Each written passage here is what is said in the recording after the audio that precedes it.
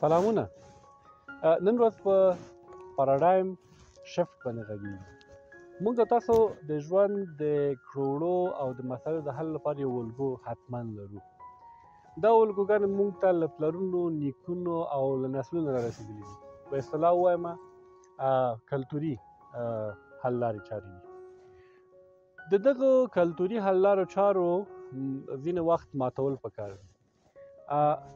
راځئ زه تاسو ته یو مثال درکړم. موږ تاسو ډېر ابتدایي لوستونو کې لوستي دي چې تر ډېرې مودې پورې پیړیو پورې فکر دا و، عام فکر دا و چې ځمکه د کائناتو مرکز ده او لمر د ځمکې له خوا شا راڅرخي.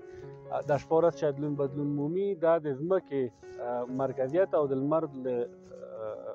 لمر له خوا شا د راڅرخېدو له کبله ده. خو ګالیلو دا عام ذهنیت مات کړ. دغه کوم رواجي ذهنیت چې و دا یې مات کړ. هغه څه شی وویل چې یو وروره نه، ځمکه نه بلکې لمر د کائناتو مرکز ده او دا ځمکه ده چې د هغه له شاوخوا راڅرخي او دا د شپې او ورځې بدلون د هغه له کبله رامنځته کېږي. راځئ یو بل مثال تاسو درکړم. بل مثال دا ده چې دغه د جامو ګنډلو ماشین چې موږ تاسو نن کاروو، دغه ماشین چې چا جوړ کړ، یوازینۍ ستونزه یا چلنج یې دا و چې دغه ستنه چې ورته اچوله نو له پیړیو راهیسې دغه موږ لاسي ستنه چې ده، دغه جامې چې ګنډو په لاس باندې، دغه ستنې سپم یا سوری په سر کې ده.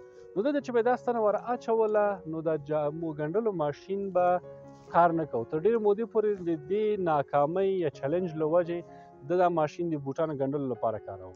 خو کله چې ده د عام ذهنیت مات کړ او دغه د ستنې سپم یا سوری له پاس نه کته خوا راوست، نو د ده هغه کوم هدف یا مرام چې و هغه ترلاسه کړ. د سهراب سپهری خبره چشمها را باید شست، جور دیگر باید دید. کله کله دغه الګوګان یا پاراډایمونه شفت کول یا بدلون غواړي، زور غواړي، ولې ډېرې حل لارې موږ ته په لاس راکوي.